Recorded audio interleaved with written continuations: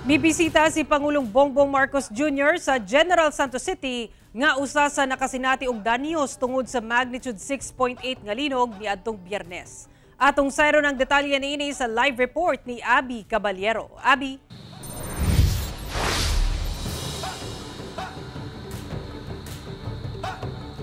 Sara, personal nga nakisayod si Pangulong Ferdinand Marcos Jr. sa sitwasyon dinhi sa General Santos City human ang pagtayog sa magnitude 6.8 nga linog. Samtang gipresenta sab kaniya sa mga LGU dinhi sa Region 12 ang mga danyo sa ilang lugar.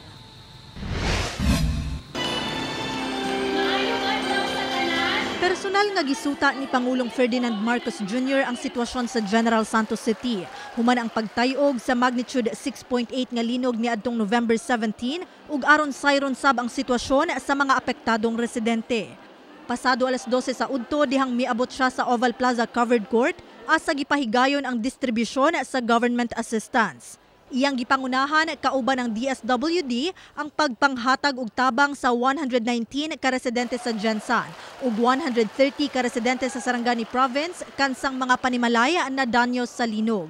Nakadawat ang mga residente og food packs, family kits ug 10,000 pesos alang sa banay nga totally damaged ang balay ug 5,000 pesos alang sa partially damaged. Meron tayong lahat ng assistance na pangangailangan ng mga inabutan, yung nawalan ng bahay, yung mga mangingisda, yung mga na-injure, lahat yan patuloy ang bigay ng DSWD ng assistance. Salamat kayo sa tulong kay makatabang sa among pamilya. Makasugod na pod may paningkamot. Ipalipir sa bahay ko, ipaan talaga ng bahay. Kaya wala namang bahay ko. Malaking tulong din.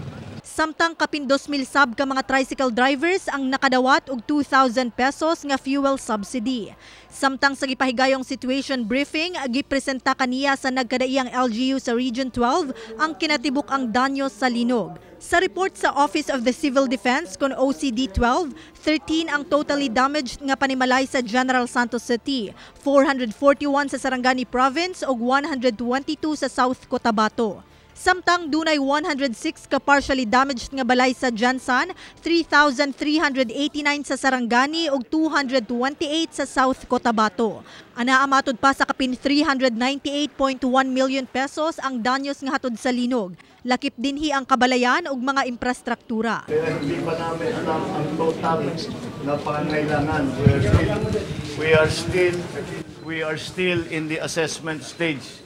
Dahil patuloy pa rin yung mga aftershock. So pati yung mga rebuilding, hindi pa natin pwedeng simulan dahil may aftershock pa. Gibusisi sab sa Pangulo ang response strategies ug relief efforts sa matag local government unit.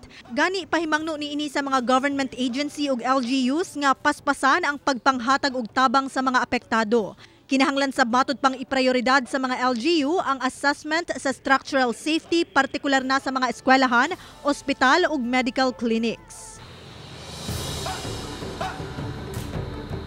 Sa karon wala pay natumbok ang otoridad nga building dinhi sa Region 12 nga dili na pwede gamiton. Gani ang Municipal Hall sa Glan Sarangani nga 60% gayod sa structure ang nadanyos, padayon pang gina-assess sa mga engineer nga nagikan pa sa Maynila. Posible matud pang mugawas ang resulta sa ilang rapid assessment sunod semana. Sara. Okay, dagang salamat Abby Caballero.